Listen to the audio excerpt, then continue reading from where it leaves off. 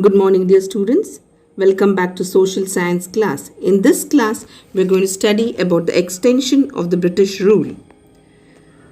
In this unit, we are going to study about Anglo-Maratha Wars, Subsidiary Alliance, Anglo-Sikh Wars, and Doctrine of Lapse.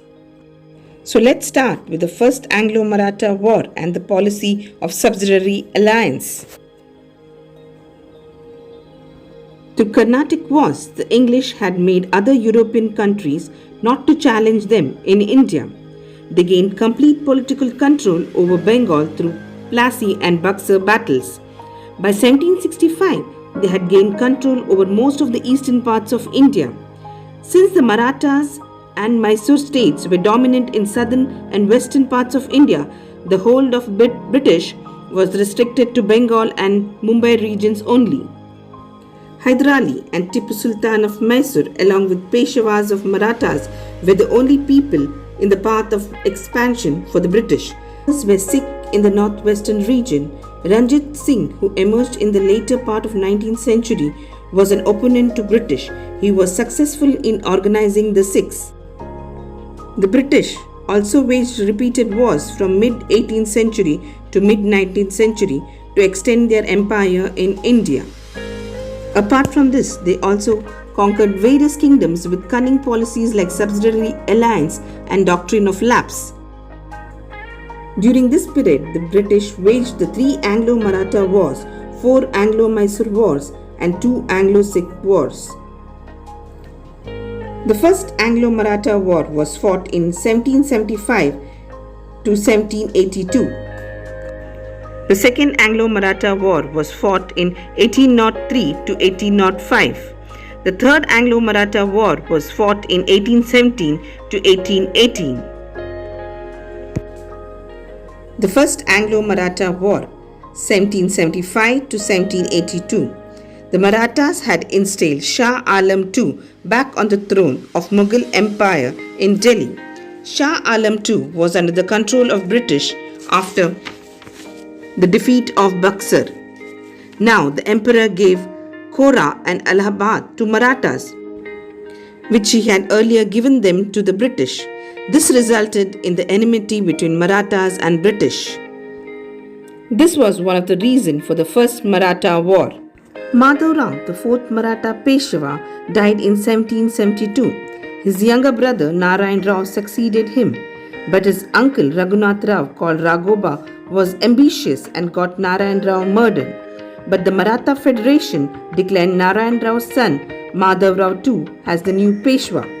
Raghoba sought the help of British, who were eagerly waiting for a chance to interfere in the affairs of Marathas. This resulted in the war between English and the Marathas. The Marathas were defeated and forced to accept the Treaty of Salibai, that is in 1782. Accordingly, Raghoba was pensioned off and Madhav Rao II was recognized as the new Peshwa. The policy of Subsidiary Alliance. Lord Wesley brought this policy into effect in 1798 in order to bring the local kings under his control. This was basically a military protection agreement between the East India Company and the Indian state. The conditions of Subsidiary Alliance. The Indian king had to keep the British army in his kingdom. The concerned state had to bear the expense of the army and the wages of the soldiers, and also had to give certain revenue lands as well. The king had to have British resident in his court. The king would not appoint any other European without the permission of the British. In order to enter into any agreement or pact with any Indian state, the permission of the Governor General was mandatory. In return for all these services, the company would offer protection to the state from any internal or external aggressions. Hyderabad state was the first to enter into this agreement. Later Mysore, Awadh, Tanjore, Maratha, Berur, Arut, Pune, Gwalior and other states entered this agreement. The states that came under the policy of Subsidiary Alliance India were Hyderabad, the state of Mysore, Marathas and Sikh Kingdom. Awadh, Tanjavur, Arkut and Gwalior were also some.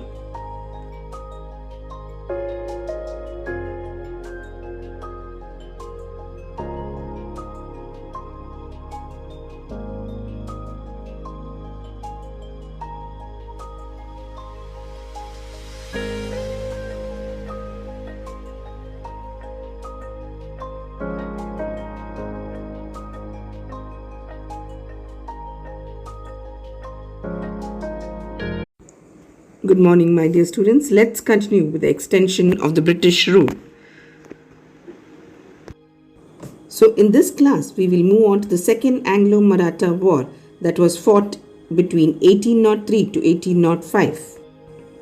The Scindia of Gwalior, Holkar of Indore, Gaikwad of Baroda, and Bhosle of Nagpur were the various Marathas who had to be subordinates to Peshwa of Pune, but there was differences between them. Differences among the Maratha chieftain was the reason for the Second Anglo-Maratha War that was from 1803 to 1805. There was enmity between Yashwantrao of Holkar family and Daulatrao of Scindia family. Both wanted to establish control over Peshwa Balaji Rao too. In 1802, the army of Holkar defeated the army of Scindia and the Peshwa. The Peshwa appealed to British for help. Lord Wesley finally got an opportunity to meddle with the affairs of Marathas. The Peshwa entered the subsidiary system by accepting the Treaty of Basin. Lord Wesley defeated the army of various Maratha families from 1803 to 1805. But his battle-thirstness increased the financial burden on the company. On being criticized for this policy, Lord Wesley resigned from his post and returned to England. This resulted in peace in this region. Now students, let us go to the Third Anglo-Maratha War. The Third Anglo-Maratha War was fought between 1817 to 1818. The Maratha families tried their best to protect their independence and honor. Even the Peshwa attempted to free himself from the clutches of the company. The Peshwa attacked the British residency in Pune and burnt it down. Appa Sahib of Nagpur and Malhar Rao Holkar rebelled against the British and were suppressed ruthlessly. Finally, Peshwa Bajiv Rao too fought against the British at Koregaon and Ashti and later surrendered to the British. The results of Third Anglo-Maratha War were: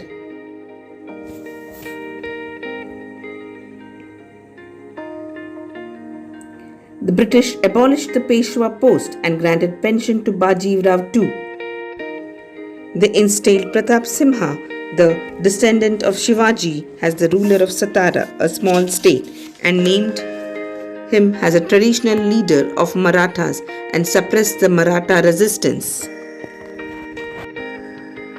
Moving on to the Sikh kingdom, let us now see how the Anglo-Sikh War started. A political anarchy broke out in Punjab after the death of King Ranjit Singh in 1839. The British attempted to invade Punjab, violating the Treaty of Friendship. In December 1845, a war broke out between the British and the Punjab.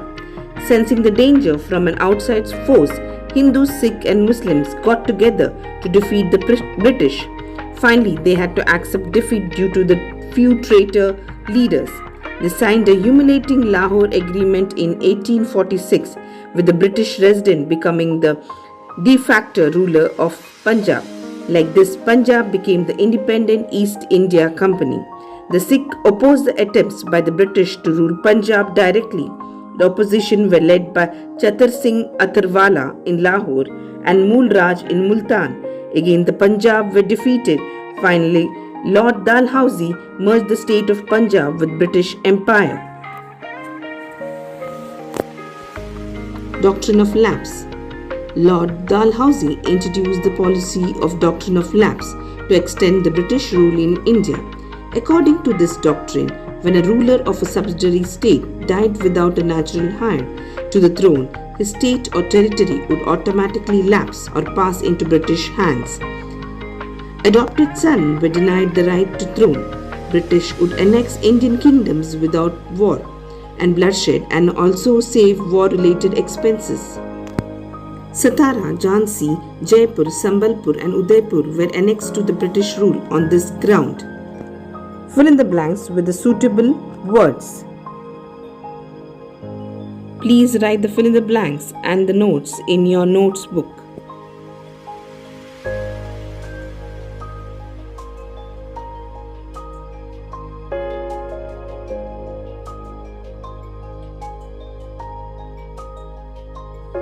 Thank you students. Hope you all have understood the chapter.